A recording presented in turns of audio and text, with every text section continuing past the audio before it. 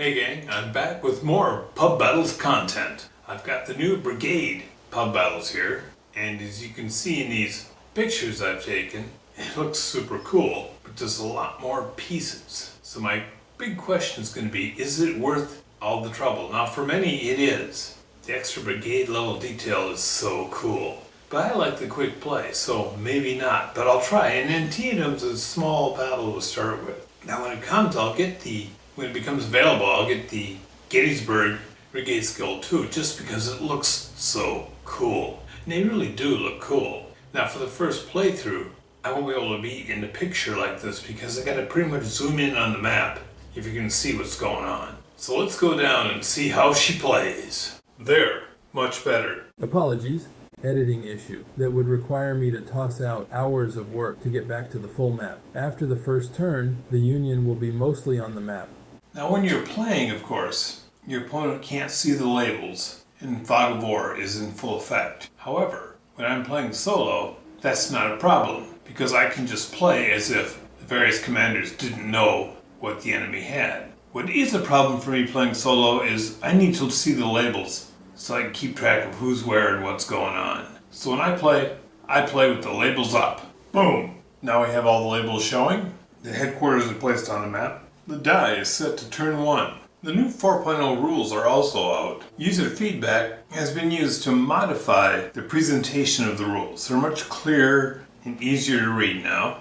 And rather than rolling 3 dice, you now roll 1 die for each. And if you use the Pub Battles dice, you can resolve it all in one roll. Otherwise, with regular dice, there's an easy table to look at. Alright, we can test out now. Like I said, the only concern I have, because it's exactly the same rules, is that all the extra pieces will bog the game down for the time to play. Now what you gain is a lot more accurate details. So for instance, rather than having 3 division blocks, all regular blocks, for 1st Division, you've got a total of 9 brigades, one of which is elite, but 4 of which are green. The Union player has 6 artillery blocks, and each of the Confederate Corps has 2 artillery blocks, so you can be a little more flexible with where you place your artillery. Again, whether or not you've got a brigade block or division block doesn't matter. The brigade blocks are smaller, but they still use the same rules. Everything else is just the same. Alright, let's go.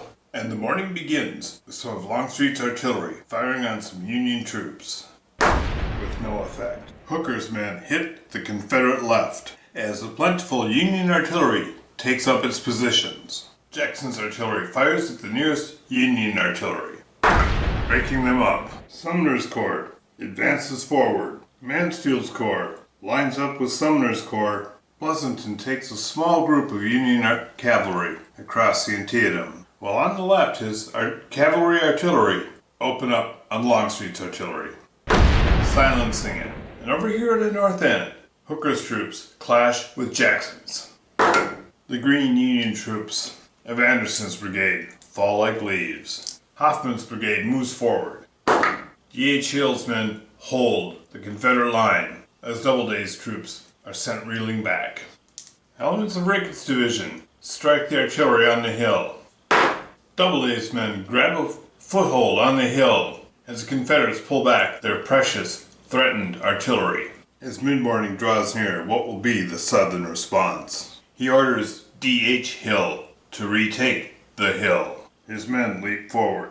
He has his artillery in another regiment fall back to a rise just below the Potomac. He shifts White's cavalry to watch the bags. Sumner sends his men forward. Hooker redoubles his efforts on the northern flank. And he unpacks bags because he wants to keep this pressure going. Longstreet also unpacks bags and rallies his artillery. And his artillery on the right continues the conversation with the Union horse artillery. With deadly accuracy, sending it back over the hill for cover. While his artillery on the left rakes Mansfield's troops moving forward, sending them back. Mansfield sends his men forward towards the west woods in the Dunkard Church. And the mighty Union artillery thunders through the valley. First artillery battery that is still in good order fires on Jackson's artillery. Again, the Confederates pull their artillery to safety. Firing across the Antietam Creek, they return fire on the Confederate artillery. It too is pulled to safety. Firing continues down the line. Kemper's brigade is fired on, but the round shot just bounces off their barrel chests. More artillery rains down upon them. Some of Longstreet's troops are a little too close. His troops just south of Sharpsburg end up in a tangled mass. Union artillery on the hill fires at the Confederate artillery opposite. With little effect. Looks like I forgot to move 9th Corps last turn. I know I was going to, but we'll just chalk it down to a typical military snafu. They cross the Antietam. Now before we start combat, I wanted to point out that when I play double blind, I don't take advantage of knowing the troop structure. If I were playing versus an opponent and these were all hidden, I wouldn't know that the entire center of the Confederate line is just strung out detachments. We'll see how this plays out. But for now, we find some warmth being detected on the northern flank. Let us see how this plays out. Now here I fought one round of combat all along here. First the Confederates choose if any of their troops will fall back. They hold. Well, the North isn't going to fall back, though all of their many green troops have been falling back. Round 2. Dramatic events in the West Wood. Sumner's Corps have been driven back. At least the men of French's division have been driven back, but at a great cost. Yet here in the end, there's one plucky little regiment that's been holding up the Union advance. Gordon's brigade seems to be tied up in the woods. Another round of combat. In the center, Ewell's division has succeeded in driving back Sumner's Corps, though Mansfield's troops are still being held up by that plucky little regiment in the West Woods, and Hooker's men are encountering stiff opposition. Another round of combat. And in the end, Hooker's Corps has taken heavy losses, while D.H. Hill's division holds. Will there be a result in the West Woods? It looks like that plucky regiment has finally collapsed. What does late morning action reveal? Ewell sends Trimble's exhausted brigade into the North Woods. Give them some cover. And then he sends Lawton and Early's brigades to recover the West Woods. He sends word to Stuart that the thinly stretched troops that he has between the West Woods and Sharpsburg won't hold if all the northern masses in the center come rolling forward. With his bags unpacked, his artillery recovers. He reinforces his line, and Stuart's cavalry takes up positions to defend the Confederate center. Fitz Lee keeps eye on the bags. Sumner drives his men forward. How long can these southern boys last? He unpacks bags and pulls his shattered troops back. Sumner calls for support on his right, and although Lee can tentatively move some troops forward, the rest of his corps is shattered, and they have to spend the rest of the morning recovering. Alas, Gibbon's division, with the 1st Minnesota, has been shattered and won't be back for battle today. Mansfield's 12th Corps covers its flanks, and now Burnside is unleashed for the hammer blow. With Union troops engaged on the line, most of the Union artillery falls silent. Burnside's bags are brought forward. Union artillery does try and silence Longstreet's artillery.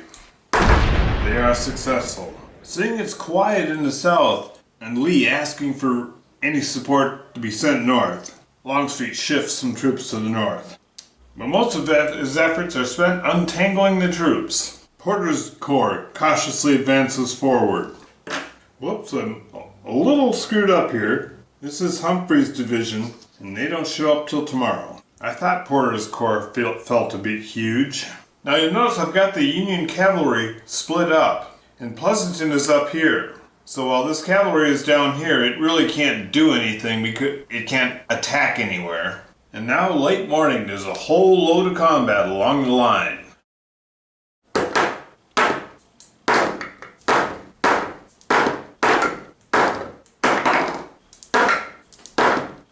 Alright, at the end of combat, although Ewell's corps is still firmly holding the West Woods behind the Dunker Church, and D.H. Hill, of course, has been unmolested here in the north, Southern casualties are mounting. Now, ordinarily when playing versus an opponent, you keep your losses hidden. The opponent may have an idea how close you are to breaking, but they can't look over and count them up and say, okay, I need 2 more blocks to break him. But as interesting color commentary, I'm going to compare the losses for you now. From Jackson's Corps, they've lost 2 elite brigades. That's a chink in their armor, along with 3 detachments. But essentially they've lost 2 blocks. Now the North has lost 6 blocks. Gibbon's elite brigade, 1 regular brigade, and 4 green brigades. So at the noon hour, the northern losses are triple the southern losses. But most of the northern casualties are on their endless supply of green troops, where the south has lost the very best. It seems their line is near breaking. Now I have to admit I wasn't that enthused about a brigade level game because it's just too fiddly, too many blocks for me personally. And for the larger battles that might tip the scale, but now for Antietam, I feel like this is about as big as I dare go, and I would not want to give up the detail that I've now experienced. I feel that if I went back to playing it at the divisional level, I'd be missing out on so much. Darn you, command post games, you're gonna get me to play these detailed games. Why? Because I'm having a blast. Alright, after doing a bit of accounting, I've tallied it up, and on day 1, which is as long as I ever run the battle, the North breaks with 26 losses, and the Confederate breaks with 19 losses. So the North will break when it loses 20 more units than it's already lost, and the South will break when it loses 17 more blocks. But one reason the South is still able to hold here is because they've unpacked bags. So more to the point is, will they be able to hold the northern tide from reaching the bags right here? And I forgot to bring on Franklin's Corps on turn 3, and he can get to right here on turn 3 when they enter. Now with brigade blocks on minor roads, you stretch them out single file. On major roads, they can double up, so double file. Oops, I missed a loss. I had set it aside back here when it got eliminated. This is Patrick's brigade from Doubleday's division. So the North has actually lost 7 blocks. Yes, keeping track of all these little blocks is going to be a challenge. I'm sending Franklin's Corps around here because I want to keep the pressure on this flank. Beginning midday, the horse artillery positions itself in the woods. Hooker's Corps renews its drive. Sensing the South is near breaking, Burnside pushes his tired men forward. Not allowing his men to rest, Sumner pushes hard. Seeing himself maneuvered out of position in the woods, Jackson pulls his men back, gets his men out of the way, and fires his artillery into the Union troops. But in the confusion and the smoke, the fire is ineffective. He pulls Stark's brigade back so it can recover, and having held up the Union advance, the Southern regiment falls back. Now, if you're wondering why the cavalry isn't taking a more active role, it's because they were drawn first, and so they've already gone. Had they been able to roll successfully, they could have held off till later. But now Longstreet takes control, and he's going to break up the Union advance. Although his troops become unformed trying to move through Sharpsburg, they still must attack. It's a surprise attack. McLaw sends Semmes' brigade around to drive hard. Should this all go awry, they position the artillery up to plug the hole the way artillery can. And they still maintain a strong presence across the Antietam. They're worried about the swarms of Union troops that await to their front. McClellan speaks to Fitz-John Porter and says, "Now's your chance to become the Lion of Antietam." And Fitz-John Porter sends his troops surging across the southern bridge. Hearing the ruckus in the center, Pleasanton moves his cavalry forward to keep an eye on the ruckus. Manfield's troops recover. Union artillery rakes the advancing Southern troops, breaking up the advance, but some troops make it through. Pleasanton's cavalry fans out to the south and brings its artillery forward. And Franklin's 6th Corps forms up and it becomes ready to join the line. Another visual pleasure with using brigade-sized blocks is you can actually snake them around on roads more effectively. Alright, as always, I start combat up here in the north flank. Again, Rhodes' brigade holds. However, Ricketts' men are able to take the hill. Ewell's men hold, and Longstreet's drive in the center. Although the North holds the drive, there's almost nothing left. Rodman's division has one brigade of green troops. And how does Porter, the Lion of Antietam, fare crossing the southern bridge? Porter's men almost broke through, but they're driven back. And now we move to early afternoon, and still, it's too close, too tense to call. The tense moments are the bags that the South has unpacked, which has helped them hold back the North and created a lot of losses. And just when the North seems exhausted, Franklin's fresh corps arrives. And now it's early afternoon, and A.P. Hill, down here, will be arriving.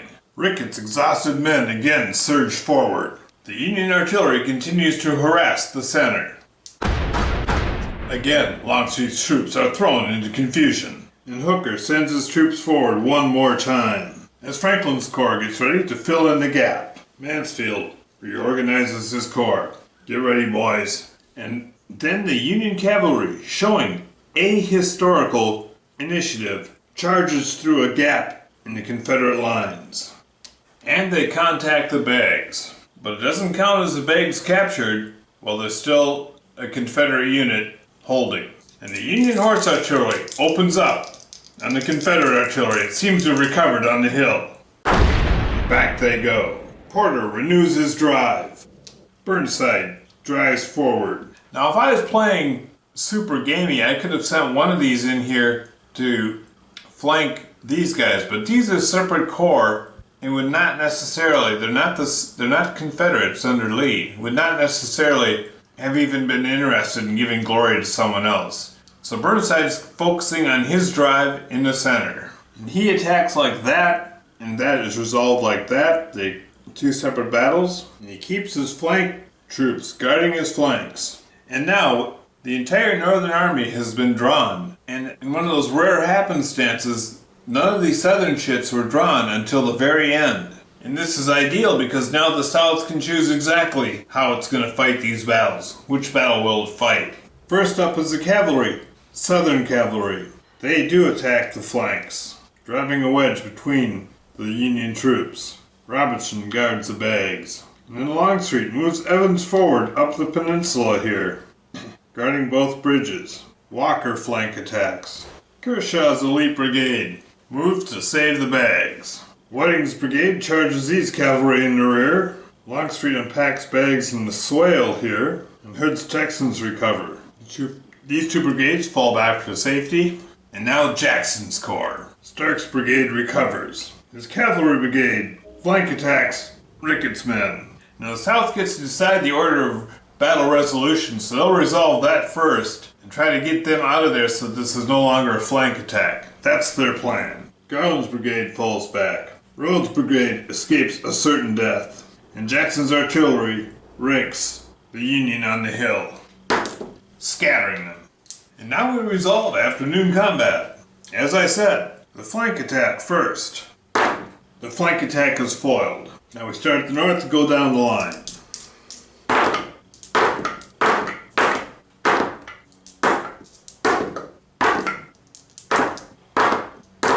A brief glimmer of hope. Porter's crossing is successful, though his corps has taken heavy losses. The bags were saved, and in the center the Union has taken heavy losses. Now in a two-player game, and I forgot to bring on A.P. Hill's division. There.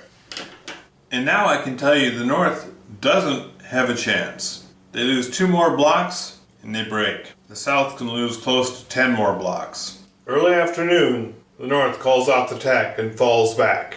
Lee has won Antietam. And here's the last turn situation. You can see the North moved first, then the South got to move. Union has lost 17 blocks. The South has lost 5. Good game. Alright, let me do a quick wrap-up and reaction to how I feel about the brigade scale musket battles. Remember, it's no longer pub battles. It's now called musket battles. And I've given it some thought, and basically I love the game. I really love the brigade scale. For me personally, it's a bit overwhelming to do as a video.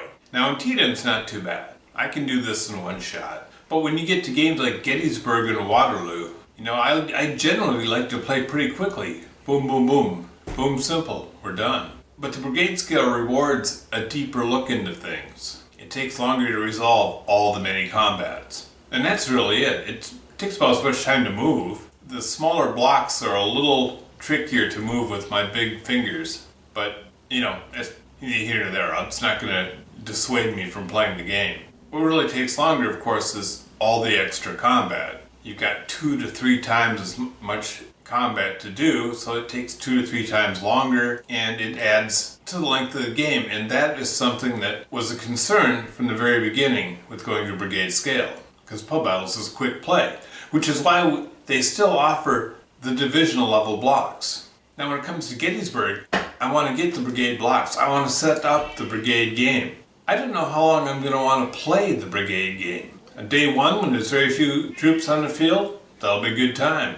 But by day 2 in the afternoon, day 3 if it goes that far, oh man, what a grind. Again, some people will love that. I take it as, oh my god, what a grind. Now up next will be the Brandywine campaign, where you basically you've got a few more blocks because they've made a much more accurate OB for it. But it's basically the same blocks, they just more appropriately fit on brigade counters. So, I'll be very interested to see how those scenarios play out. I'm guessing in the future for games like Gettysburg, I definitely want to see both Gettysburg and Waterloo set up. But what do you think? How do you feel about this? Let me know in the comments below.